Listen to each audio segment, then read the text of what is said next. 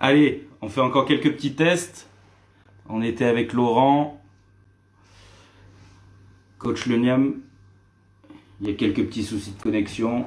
On va se reconnecter avec lui.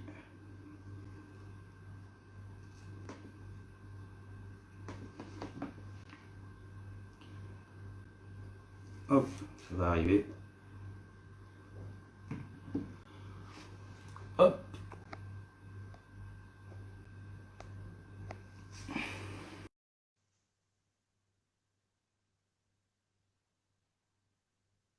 Alors, il nous a fait la demande, on est en train d'ajouter monsieur. Bonjour. Donc voilà, on est en direct avec coach Laurent Leniam, donc coach de la JDA Dijon. Euh, donc le but de ce live, c'est bien sûr pour occuper un petit peu ces temps de confinement. On a déjà reçu Alexia Ginsa, on a reçu Julie Allemand et aujourd'hui donc coach Leniam. Donc le public visé pour ce live, c'est les jeunes entraîneurs donc, du club de France, hein, de l'IPACA, parce qu'on est IPACA aussi, et du club de Gap, bien sûr. Et jeunes et moins jeunes coachs d'ailleurs. Merci de nous accorder ce temps d'échange. Avec plaisir. Coach Leniam, je vous laisse vous présenter. Vous m'entendez là correctement? Tout va bien? Ouais, on vous entend super, c'est nickel. Bonjour et bonsoir à tout le monde. Simplement, Laurent Leniam, 43 ans, actuellement entraîneur de la JDA Dijon depuis maintenant 5 ans. J'attaque ma 6e année. J'ai commencé comme ma carrière de coach en tant que coach des espoirs à Hyères-Toulon, puis ensuite assistant coach en Pro B. 2 années de coach principal en Pro B avant d'arriver à Dijon en 2015. Voilà un petit peu mon parcours de coach retracé de façon succincte. D'accord, super, merci. Alors pour l'instant, on n'a pas trop de monde, on va attendre un petit peu que ça vienne. Moi, j'ai quelques questions par SMS qui m'ont été posées parce que, comme je suis un entraîneur belge qui a débarqué à Gap, on a partagé ce lien avec la Fédération francophone de Belgique. Et D'accord. 2, 3 coachs ne savaient pas être présents sur ce live, mais m'ont envoyé par texto quelques questions. Et donc, en attendant les questions Internet, je propose de vous en poser déjà quelques-unes. Et la Ah, première, vous avez répondu partiellement, mais c'était quelle était votre formation initiale et depuis le départ, d'où êtes-vous parti pour arriver jusqu'en Jeep Elite et au plus haut niveau? bah, de manière assez classique, j'ai d'abord été joueur depuis tout petit. Donc j'ai gravi toutes les catégories, Benjamin, minime, cadet, espoir. Ensuite entamé une carrière professionnelle en Pro B, puis ensuite en Pro A à l'époque. Voilà, et puis parallèlement à ça, j'ai continué mes études. J'ai passé le CAPES pour être prof de PS, donc j'étais prof de PS aussi à la base. Parallèlement à ça, suite à ça, et pendant ma carrière, j'ai passé mes diplômes d'entraîneur. À l'époque, c'était le BE1 et le BE2. Et voilà, donc dès 2003, j'avais 27 ans, j'avais mes diplômes pour pouvoir après entraîner, parce que c'est quelque chose que j'ai toujours voulu faire. Même lorsque j'étais joueur, j'avais envie de faire ça. Et tout naturellement, une fois ma carrière terminée, j'ai eu la chance et l'opportunité de me voir confier l'équipe Espoir à Hyères-Toulon, parce que c'était mon club où j'ai passé toute ma carrière. Donc c'était une suite, on va dire, logique par rapport à mon envie, par rapport au fait à ce que en quoi j'avais contribué en tant que joueur dans ce club. Donc voilà, et donc ensuite, j'ai commencé avec les Espoirs. Je ne savais pas que ça allait me plaire. Ça m'a plu de suite. Et puis voilà, après ça a enchaîné, assistant. Et puis on m'a proposé l'équipe en Pro B. Voilà, et ma formation de prof de PS à la fac avec les études et les cours qui vont avec m'ont aussi grandement aidé à envisager ce métier à haut niveau. Voilà un petit peu. Je vais profiter de votre réponse pour rebondir un peu personnellement. Vous parlez de votre parcours de joueur et qu'en même temps, vous avez suivi des études à la fac. On a certains joueurs qui reçoivent des propositions de contrat pro à 18 ans. 20 ans et qui abandonnent leurs études pour se consacrer exclusivement au basket. Et à la fin de leur parcours, ils se retrouvent sans diplôme ou avec un bac maximum en poche. Qu'est-ce que vous conseilleriez, vous, aux joueurs aujourd'hui sur un plan de carrière par rapport aux études et au haut niveau? Ben, c'est toujours délicat parce que c'est vrai que moi, à mon époque, c'était quand même il y a plus de 15 ans maintenant. Donc, j'avais la chance que le club m'autorise à allier sport et études. Parce que j'étais chez moi. Donc voilà, donc je ne suis pas parti dans un centre de formation, c'est un centre de formation qui était déjà chez moi. Et j'ai eu cette facilité que le club m'a donnée pour allier les deux. Ensuite, moi, comme je le dis à tous les jeunes qui ont 18 ans, c'est très très dur de percer à haut niveau. Donc moi, je privilégierais toujours de continuer les études si on peut le faire.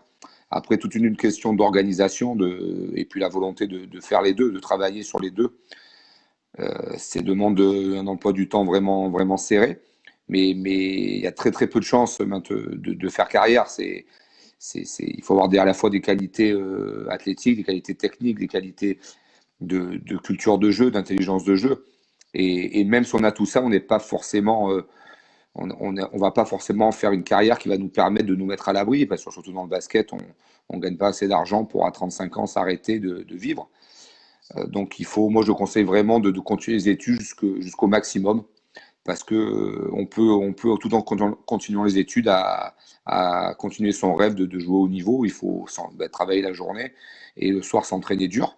Voilà, après il faut mettre de côté un petit peu tous les autres loisirs, hein, mais pendant quelques années il faut juste se concentrer sur études et basket. Et si on se donne les moyens, on a manière de concilier les deux, même si c'est difficile. Il est clair que vouloir se donner la chance de jouer à haut niveau, c'est faire des sacrifices.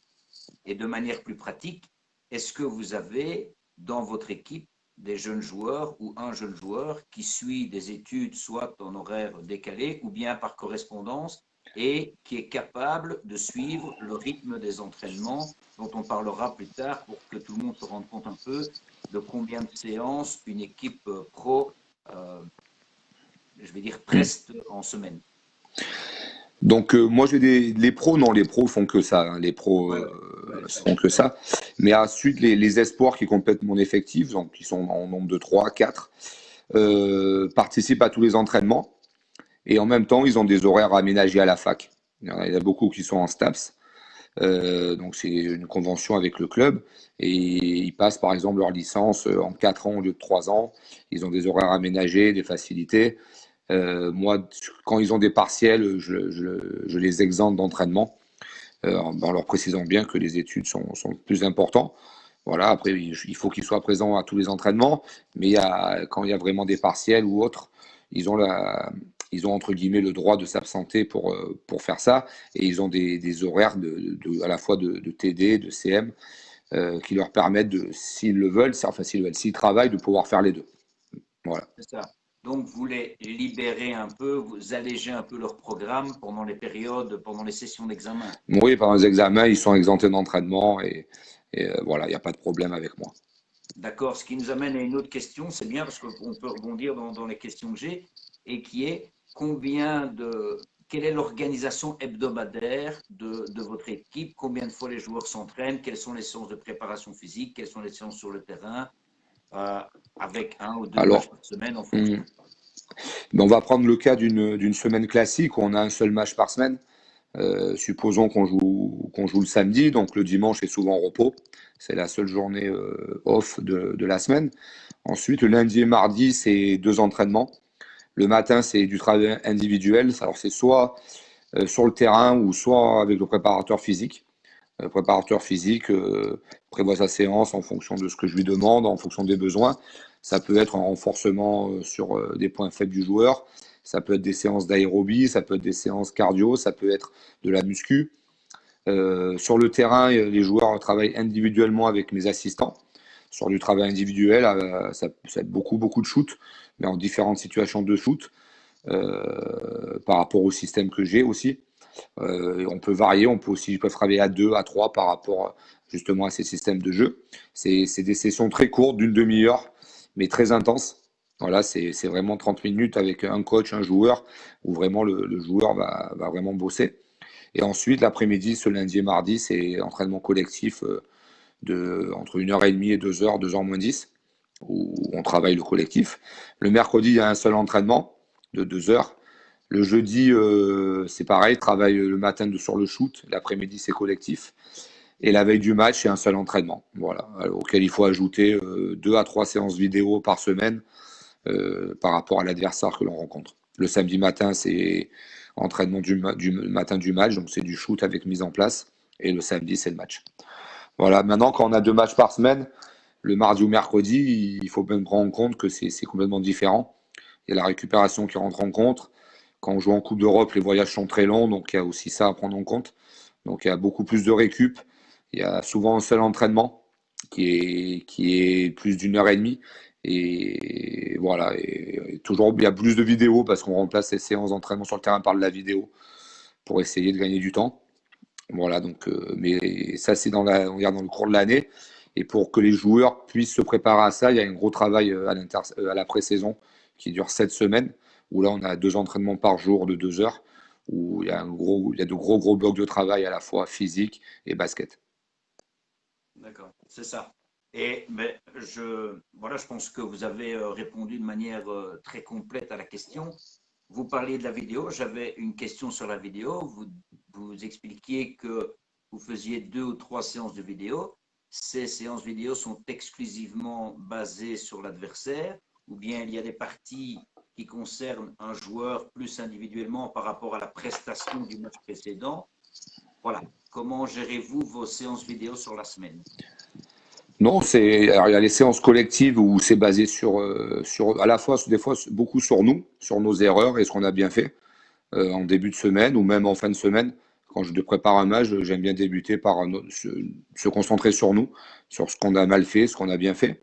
Et ensuite, c'est sur l'adversaire de façon globale par rapport à la façon dont il joue et les joueurs aussi qui composent l'adversaire. Et après, des fois, il y a des séances vidéo individuelles où là, les joueurs sont convoqués avec mon assistant dans mon bureau et je reviens sur leur performance par rapport à ce qui a été bien fait, mal fait.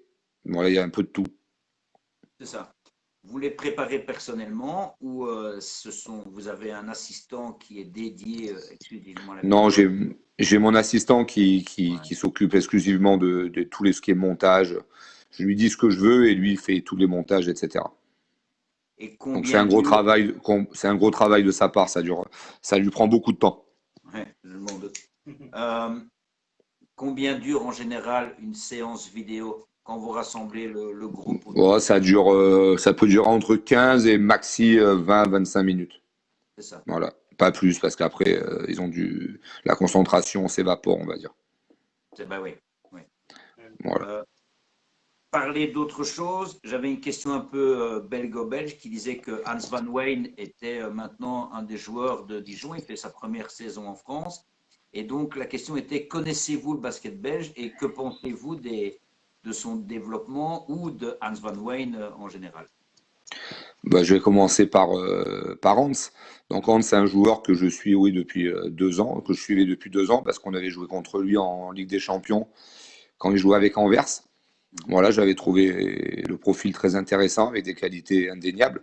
Et surtout, il avait les qualités athlétiques qui matchaient, on va dire, avec la Jeep Elite. On sait que c'est un championnat très athlétique et, et pas tous les joueurs sont compatibles avec ce championnat-là. Et Hans, lui, possède ces qualités-là. En plus, il avait des qualités de basketteur intéressantes. Donc voilà, on a pu l'avoir et lui, ça lui faisait aussi une première expérience à l'étranger. Donc c'est un deal gagnant-gagnant. Pour l'instant, ça se passe plutôt pas mal. Donc j'espère que ça va continuer. Et le basket belge, oui, oui, je connais, je suis. Je connais un petit peu Serge Krefker qui coach maintenant à Gravelines, que j'ai eu l'occasion d'échanger avec lui quand il était à Bruxelles. J'étais venu voir aussi un match à Bruxelles parce qu'il y a 2-3 ans, j'avais un joueur qui m'intéressait, qui jouait là-bas. J'avais vu un match de finale contre Ostende. Je suis au stand en Ligue des Champions parce qu'ils sont déjà depuis plusieurs années dans le haut du tableau européen avec des résultats qui sont intéressants en BCL. Voilà, et puis il y a des bons joueurs, de très bons joueurs en Belgique, beaucoup aussi d'Américains qui alimentent le championnat Pro B en France, voire Pro A. Et donc, c'est un championnat très intéressant qui, bien sûr, qui a un niveau plus faible qu'en France, mais avec des joueurs qui ont du potentiel et qui est intéressant. Après, je pense que le fait qu'il n'y ait que 10 équipes, je crois, limite la progression de ce championnat par rapport à la superficie du pays. Mais ça a toujours été de bons championnats avec de bons coachs.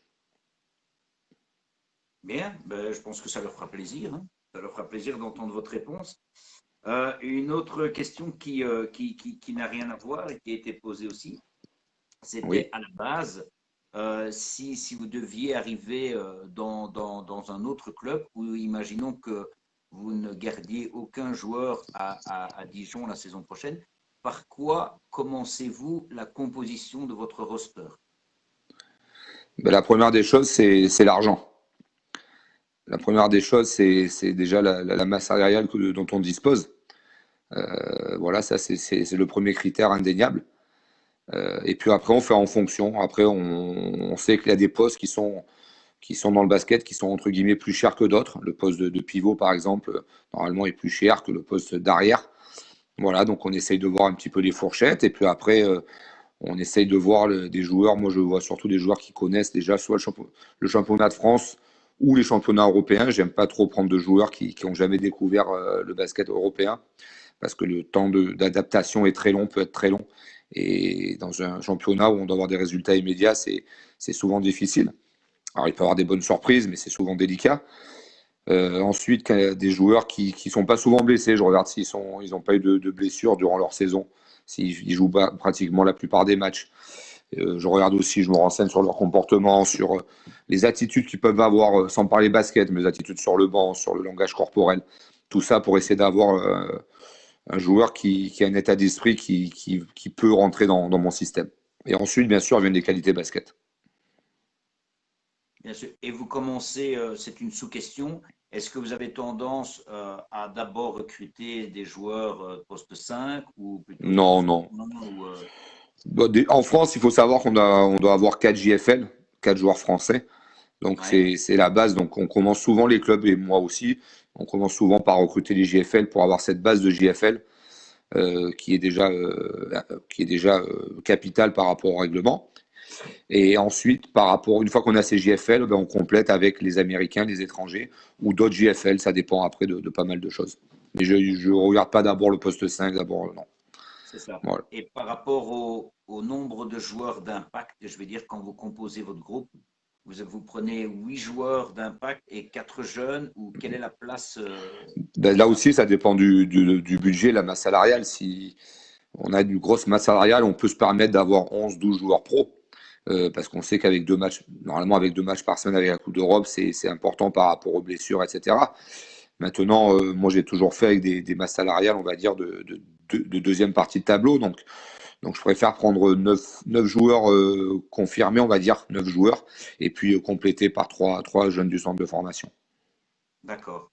Plutôt que diluer sur 11-12 et responsabiliser plutôt ces 9-là. Ok. Tu veux poser une question ou je continue dans la liste que j'ai reçue par téléphone? On va repasser du côté français. D'accord. Allez, on repasse la frontière française. Alors moi, j'avais une question d'une jeune coach qui évolue dans notre club donc, de Gap basket qui s'appelle Romane, à qui on souhaite un bon anniversaire d'ailleurs. C'est une jeune entraîneur qui vient de valider la première partie d'un de ses diplômes. Elle voulait savoir comment apprendre à des U13 à les faire relativiser après une défaite. Est-ce que vous auriez des conseils à lui donner ou... Déjà, c'est très bien. S'ils sont touchés par la défaite, déjà, c'est un bon point. Ça veut dire qu'ils sont engagés et qu'ils ont vraiment envie de gagner. Et c'est toujours mieux pour un entraîneur d'avoir cette réaction plutôt que des joueuses ou des joueurs qui, victoire ou défaite, on va dire, réagissent de la même façon. Donc c'est très bien d'avoir cette réaction, on va dire, d'être énervé, de ne pas être content après une défaite, parce que ça montre justement le côté compétiteur de son équipe. Ensuite, il faut toujours, après une défaite, il faut toujours essayer en tant qu'entraîneur, de pas les accabler, surtout à cet âge-là, de leur expliquer pourquoi, ce qui a manqué. Et à partir de ce diagnostic-là, de dire que à force de travail, on va y arriver, mais il faut continuer à travailler aux entraînements, à écouter l'entraîneur, de façon à gommer les petits problèmes qu'il peut avoir et essayer de faire mieux match après match. Bien sûr.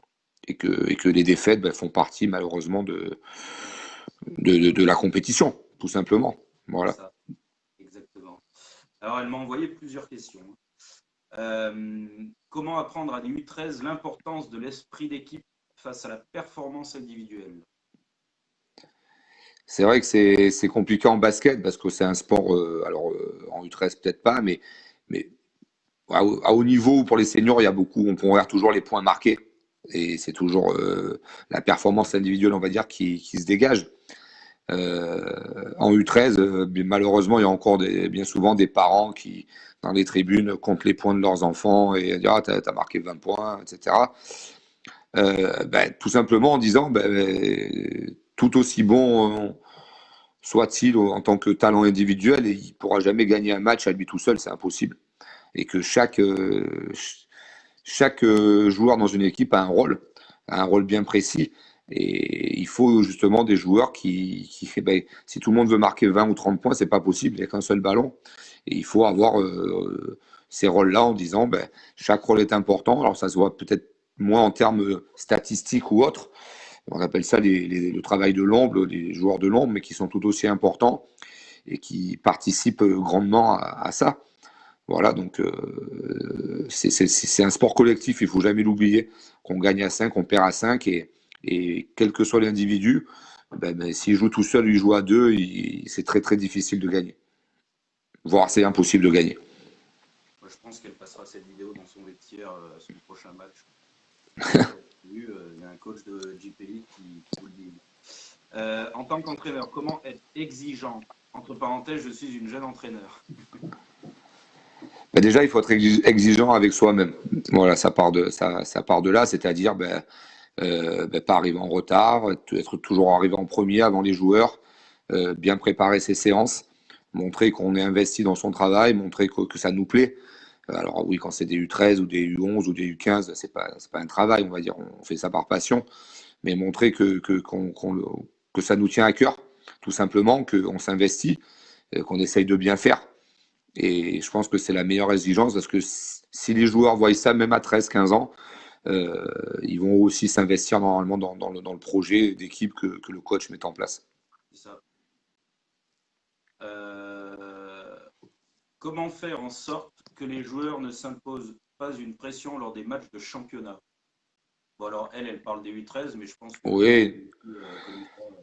Au niveau. Non, mais bon, je pense en U13, il n'y a pas de pression à avoir. C'est vraiment du plaisir. Et déjà, se retrouver avec les copains, les copines et faire partie d'une équipe, c'est déjà un plaisir. Et puis après, il n'y a aucune pression du résultat. Donc, il faut juste donner à fond. Se donner à fond, c'est là où on prend le plus de plaisir.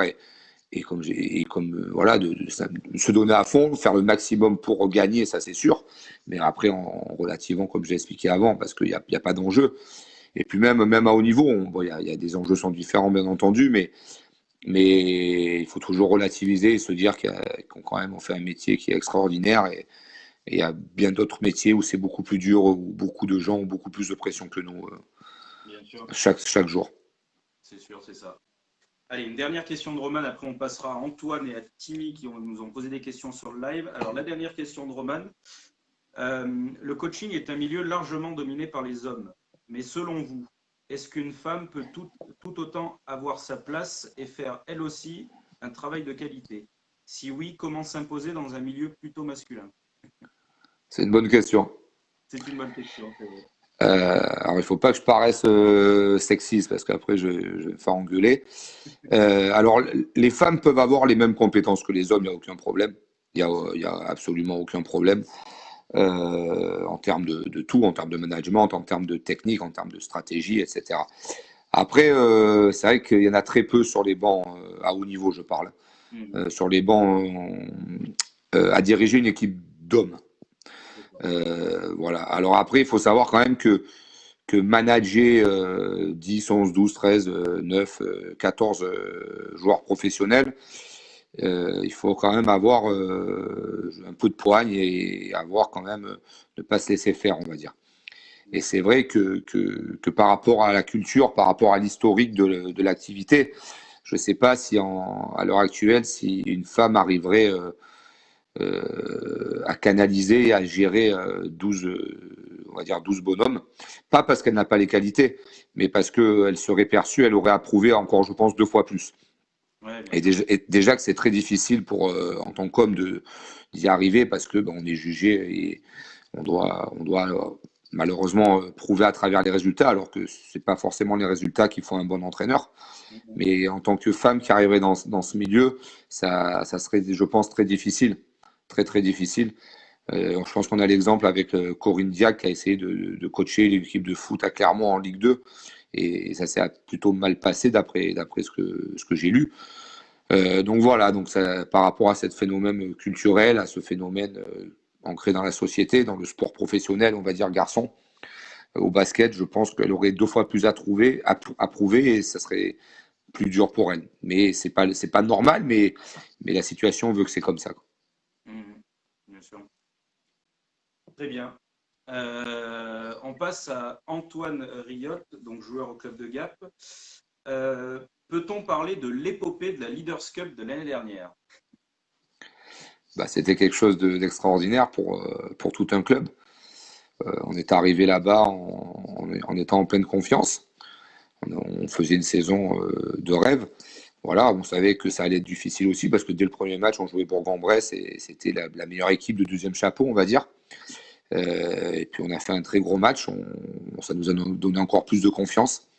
Voilà, et puis après, il y a eu 2 matchs épiques contre Monaco en demi-finale, dans je pense, un très très grand match de basket, où en plus le scénario à la fin fait que c'était extraordinaire. Et puis en finale, on ne s'est pas posé de questions, on n'avait pas le temps de se poser de questions. On a joué avec notre identité, la défense. Voilà, on a oublié la fatigue et on a réussi à les faire douter après avoir fait un bon début. Même quand ils sont revenus dans le match, on n'a jamais lutté. Et puis on a fait la différence sur la fin et ça a validé notre saison de l'année dernière. Et pour tout un club, c'était le premier trophée depuis 2006, depuis 14 ans. Donc voilà, c'était vraiment la récompense de tout un groupe et au-delà de tout un club et même toute une ville parce que c'était extraordinaire pour la JDA Dijon de gagner ce trophée-là. Surtout en ayant battu à la fois Bourg, Monaco et Villeurbanne. Oui, c'est sûr. Il y a pire. Question de Timmy San. Quel type de défense préférez-vous sur un ball screen? Ça dépend d'un adversaire à l'autre. Point d'interrogation. Non, j'ai mes principes défensifs, donc ça dépend pas d'un adversaire à l'autre. Je change pas ma défense en fonction de. Alors il y a des coachs qui font, hein, qui changent leur défense par rapport aux caractéristiques des joueurs qui sont différents chaque week-end. Moi, je suis plutôt voilà, sur défense individuelle, j'ai vraiment de gros principes et je reste fidèle à mes principes et il faut que ce soit fait, voilà, on va dire du mieux possible. Voilà, donc c'est une défense qui est plutôt agressive sur le porteur de balle, sur écran porteur de balle, sur pick and roll. Voilà, de ne pas laisser jouer les pick and roll, on va dire. Et après, si l'adversaire, par contre, lit bien cette défense, je m'adapte et je change de défense par rapport à ça. D'accord. Mais je tiens pas trop compte des caractéristiques sur la question, sur le pick and roll, par exemple, sur l'écran porteur.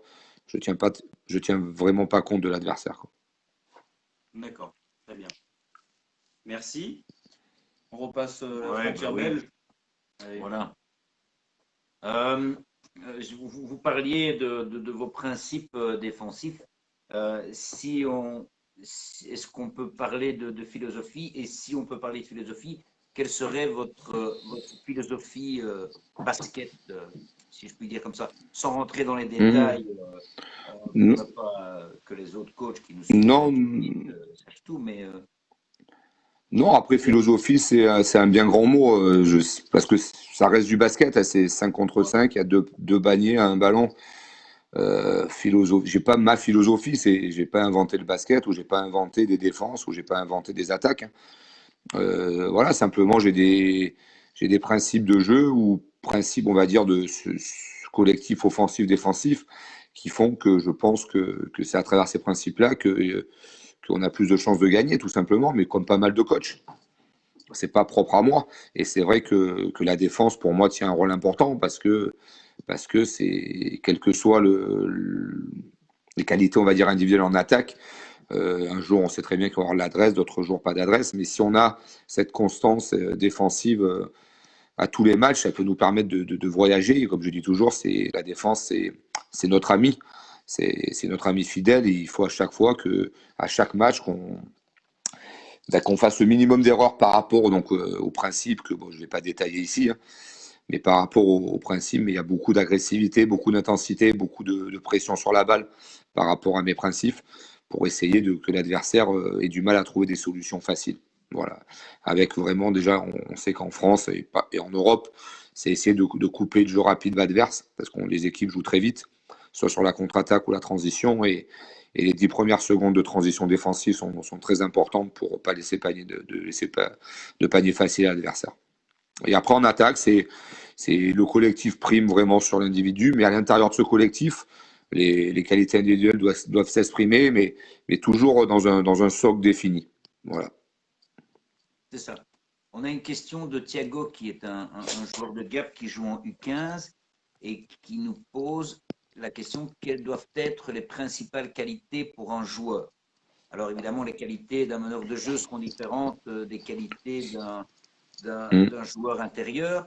Et donc, pourriez-vous nous donner un peu les principales qualités pour un joueur poste 1, un joueur de périmètre et un joueur intérieur, en sachant qu'on peut différencier 4 et 5 pour un point de vue basket. Et dans un deuxième temps, puisque la question de Thiago, c'est les qualités principales, mais là, on peut aussi, vous en parliez déjà un peu tout à l'heure, les qualités quand vous recrutiez des joueurs, regardez l'attitude, le comportement, l'esprit collectif. Voilà, une question bien complète.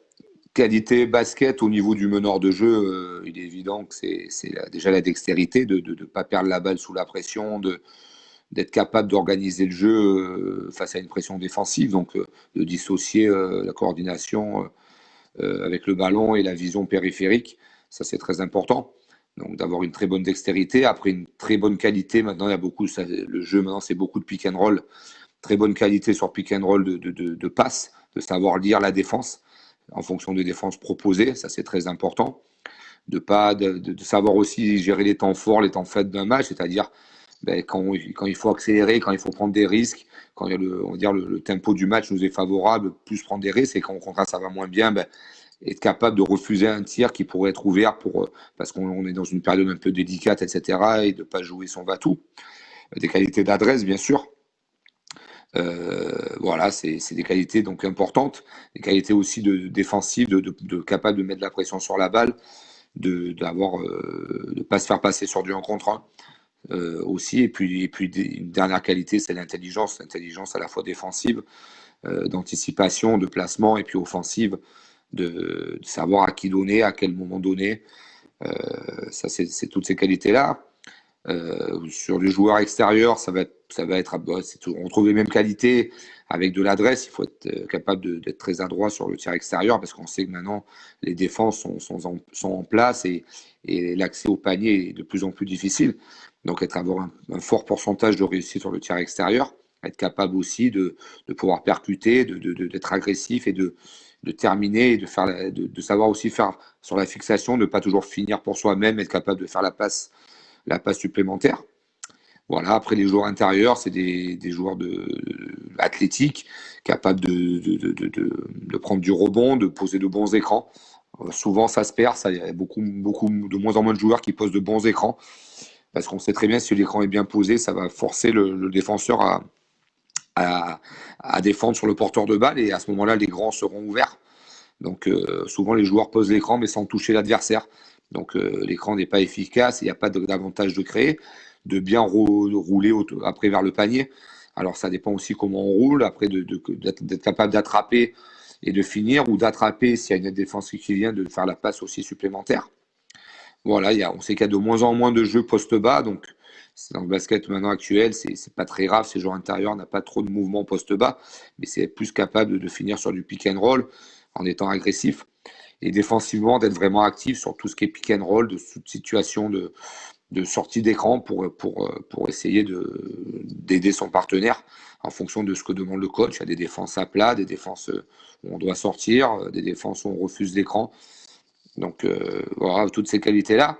Et ensuite, au niveau de l'état d'esprit, là, quel que soit le joueur, voilà, c'est de penser plus à l'équipe qu'à lui. Souvent, on voit des joueurs qui, après, qui sont gagnés par la frustration, c'est-à-dire que ah ben, il m'a pas fait la passe, je ne vais pas faire l'effort de revenir en défense, ou j'ai un temps pour revenir en défense, ah, j'ai pas eu la balle, ou voilà, ou je sors, je suis pas content. Enfin, il y a plein de petites choses que nous, les coachs, on peut voir.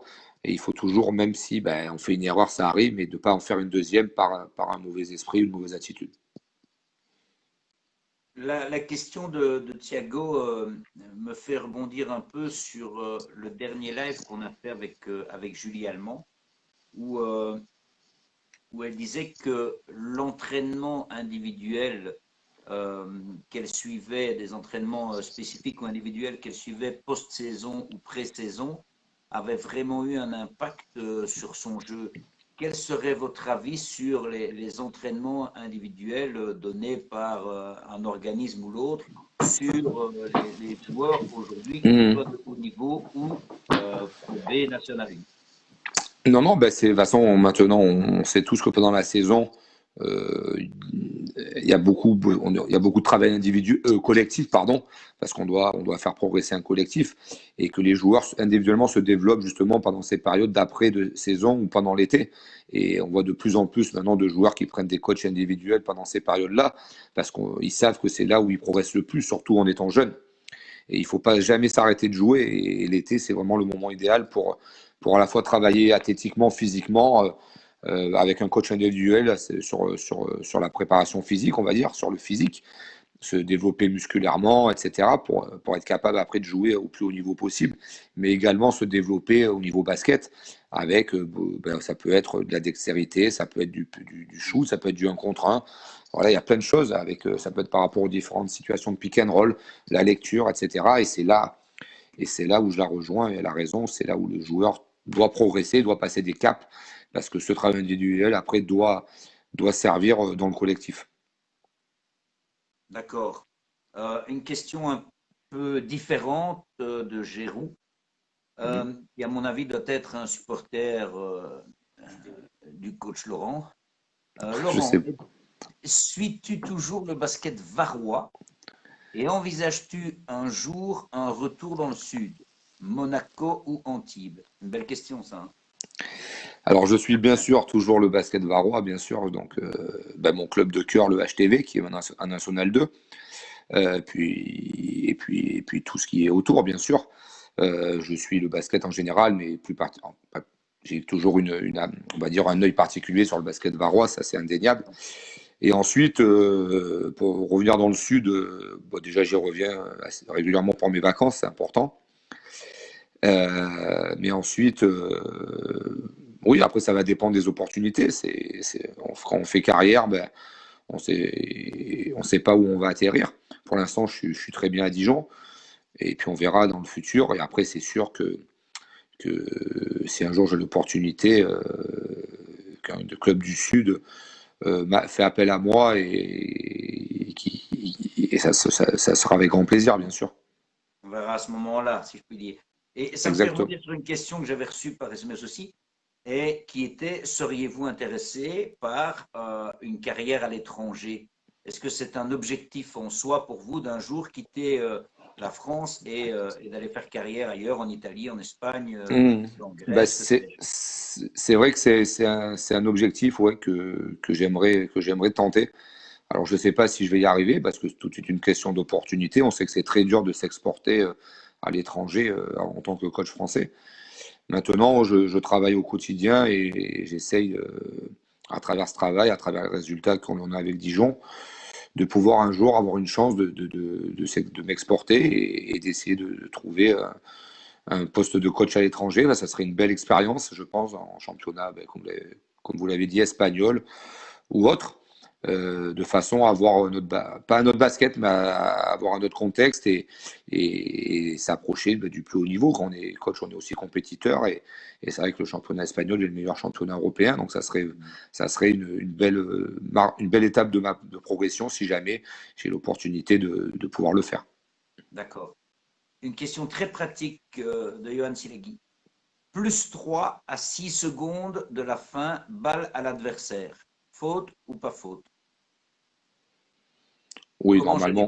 normalement, on fait faute. Mais après, à haut niveau, il y a toujours des joueurs très malins qui sont capables pendant le coup de sifflet, de faire semblant de shooter et donner 3 lancers francs. Donc, normalement, la consigne, c'est faire faute, oui. Faire faute, mais il faut aussi faire attention à ne pas faire faute quand la balle est dans les mains celui qui fait la touche adverse, parce que c'est une anti-sportive. Voilà, donc il faut essayer d'être sur la ligne de passe, et après, dès que le ballon rentre, c'est faire faute pour donner 2 lancers. Après, ça dépend aussi du contexte du match, ça dépend de pas mal de choses. Mais là, pour répondre vraiment terre à terre, on va dire oui, il faut faire faute. Mais ça dépend de pas mal de choses. J'ai souvenir où, à cette situation, je n'avais pas décidé de faire faute parce que je ne sentais pas l'arbitrage, je ne sentais pas les joueurs capables de faire la faute intelligente, etc. Voilà. C'est ça. Moi, j'aurais une dernière question avant de repasser la parole à Alexis, qui était pour se rendre compte, et on revient un peu au thème du début où on disait votre formation initiale et votre parcours. Ça l'explique. Mais maintenant, qu'est-ce que vous, personnellement, parce que je voudrais que les coachs se rendent compte de ça, quand vous dites, vous avez dit dans l'interview, je travaille au quotidien, il faut travailler beaucoup, etc. Qu'est-ce que vous, personnellement, vous avez mis en place pour arriver à ce haut niveau? Est-ce que vous avez beaucoup lu? Est-ce que vous avez été voir des entraînements d'autres coachs? Comment vous êtes investi? Comment vous êtes créé toute votre expérience qui vous a permis un jour d'être appelé par un coach de Pro A d'un club de Pro A, pardon, en disant voilà, c'est avec ce coach-là qu'on veut travailler parce qu'il a ces qualités-là, etc. Voilà. Disons que j'ai déjà été grandement aidé par ma carrière de joueur. Ça, l'expérience que l'on a en tant que joueur, et comme je vous l'ai dit, j'ai toujours voulu faire coach. Donc même quand j'étais joueur, je pensais souvent comme un coach, c'est-à-dire qu'est-ce que j'aurais pu faire là, etc. Comment j'aurais pu m'améliorer. Donc cette expérience m'a aidé. Ensuite, j'étais aussi baigné dans le milieu familial par mon père qui était coach. Donc j'avais une image aussi où j'ai pris de son expérience à lui. J'avais des images de la façon comment il entraînait, etc. Ensuite, j'ai eu différents coachs, dont un qui m'a coaché on va dire de Benjamin jusqu'à ma catégorie pro, c'est Jean-Louis Borg. Donc j'ai pris de lui, de la façon comment il faisait les choses, etc. Et puis après, je me suis forgé, on va dire, sur le tas par mes propres erreurs, on va dire mes propres sensations, mes propres. Voilà, je voyais beaucoup de matchs à la télé d'Euroleague, aussi de haut niveau. J'ai essayé de voir un petit peu. Et puis voilà, c'est un peu comme ça. J'ai lu aussi des livres sur des coachs hors basket, c'est plus dans le management. Là, j'ai lu des livres de comment gérer un groupe, etc. Je me suis appuyé aussi sur mes cours que j'avais eu à la fac pour toutes ces notions de sociaux, de psycho, de management. Et voilà, et après, c'est au quotidien, c'est jour après jour, j'essaye de voir un petit peu de ce qui se fait, et puis de me faire ma propre opinion, et puis de travailler, d'être, comme je l'ai dit, toujours en premier au bureau, préparer les séances, de regarder beaucoup de nos matchs pour essayer de travailler, voir ce qui va pas, pour essayer de proposer le meilleur basket possible. Voilà, tout simplement. Voilà.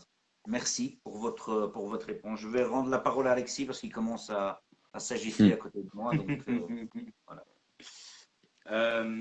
Alors, moi, je rebondis sur Jean-Louis Borg. J'avais des questions. Alors, on connaît Jean-Louis Borg, une grande figure du basket français. Est-ce que ça n'a pas été trop dur de passer derrière lui? Parce qu'on sait qu'il est arrivé, je crois, à un moment où Dijon n'allait pas très bien.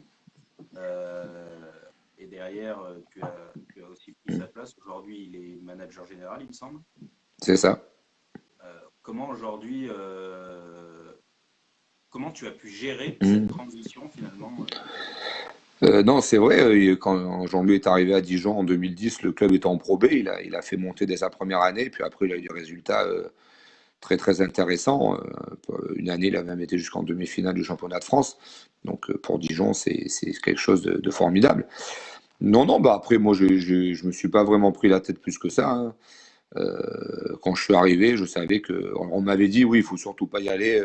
Des personnes m'avaient dit n'y va pas parce que tu passes après Jean-Louis, il a eu des bons résultats et le budget du club fait que ça va être très difficile de passer après lui parce que tu seras exposé si tu as des mauvais résultats, etc. Mais j'ai pas tellement pensé à ça. Je suis arrivé avec mes qualités, mes défauts et voilà, on sait que c'est très dur d'avoir une place en première division dans ce métier. Et j'avais cette opportunité-là, c'est Jean-Louis qui m'a fait venir. Voilà, c'était aussi l'arrivée d'un nouveau président à cette époque-là. Donc le président faisait confiance à Jean-Louis, qui est passé manager général. Donc Jean-Louis, je pense, a su voir mes qualités de coach. Et après, voilà, après j'ai travaillé et puis avec mes qualités, ma vision du basket, ben, j'ai pu année après année progresser pour m'implanter maintenant dans le paysage dijonnais. Donc je ne me suis pas pris la tête plus que ça et j'ai juste simplement eu confiance en mes qualités. Ça aurait pu aussi ne pas bien se passer, mais voilà, il fallait pas cracher dans la soupe en dire ah ben non, ça va être difficile après Jean-Louis. Il faut D'accord. saisir les opportunités. Je pensais que c'était une bonne opportunité pour lancer ma carrière en première division et je l'ai saisi. Ok. Et du coup, pour faire suite à ça, ta collaboration avec Jean-Louis, est-ce qu'aujourd'hui il est, comment dire, pas intégré au staff, mais est-ce qu'il fait partie aussi de tes réflexions? Est-ce qu'aujourd'hui, Non, non, Jean-Louis, ben, comme tu l'as dit, est manager général maintenant depuis 6 ans et ce qui est très bien parce que chacun reste à sa place. Voilà, d'accord, donc moi je suis le chef on va dire responsable de tout ce qui se passe sur le terrain avec mon équipe. Et lui, Jean-Louis, a son rôle dans le club en tant que.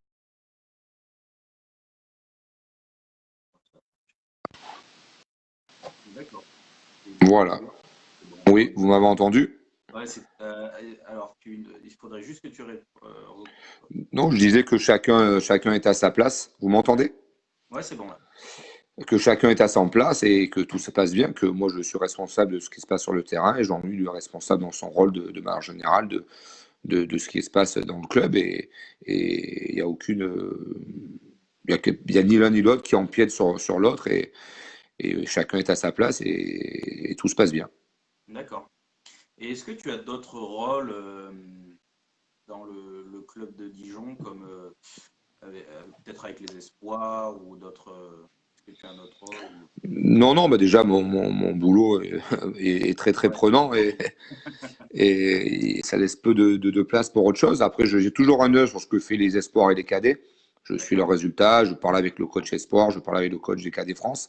Le coach espoir est aussi mon deuxième assistant avec les pros, donc il y a beaucoup d'échanges. Et il y a déjà trois ou quatre espoirs qui sont tout le temps avec moi, donc j'ai Ok. toujours une heure de ce qui se passe, mais j'interviens pas du tout, je laisse faire le coach espoir. Voilà, parce qu'il est compétent, et il fait de très bonnes choses, tout simplement. Et voilà, mais et après, bien sûr, je regarde aussi ce qui se fait dans le club. Si le club progresse aussi au niveau structure, au niveau commercial, pour essayer de faire les grandir ce club de la meilleure manière. Bien sûr. On a une question d'Antoine Riot. Espères-tu jouer l'Euroleague un jour avec la JDA ou un autre club? Alors avec la JDA, ça va être difficile, je pense, parce que même si le club grandit, l'Euroleague, on sait que c'est une ligue quasi fermée. Maintenant, comme je l'ai dit tout à l'heure, pour la réponse de coach à l'étranger, c'est sûr que en tant que compétiteur, je vais essayer d'aller au plus haut niveau. Et le plus haut niveau en Europe, c'est l'Euroleague. Et ça serait vraiment une consécration si un jour j'ai l'occasion et l'opportunité de le faire, en sachant que c'est très très difficile parce qu'il n'y a que 18 clubs, parce que c'est de très Ouais, grands coachs et d'y rentrer, je pense que c'est très compliqué, mais se donner tous les moyens en sachant très bien que ça peut aussi ne pas arriver et il y a même grandement de chances que ça n'arrive pas, mais au moins ne pas avoir de regrets et avoir tout donné pour essayer d'y arriver. d'accord.